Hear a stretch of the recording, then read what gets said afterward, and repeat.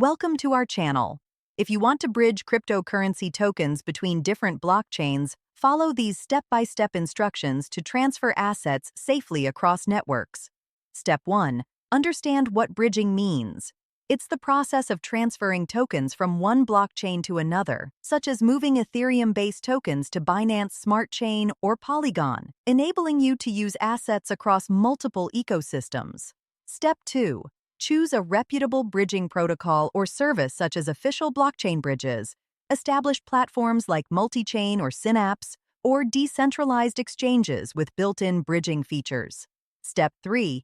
Connect your wallet to the bridging platform by clicking the Connect Wallet button and selecting your wallet type, such as MetaMask, Trust Wallet, or Wallet Connect.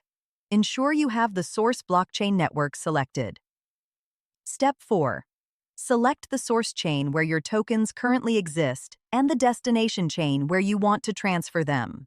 Double-check that you've chosen the correct networks to avoid losing funds. Step 5. Enter the amount of tokens you want to bridge and review the transaction details carefully, including bridging fees, estimated time for completion, and the amount you'll receive on the destination chain after fees.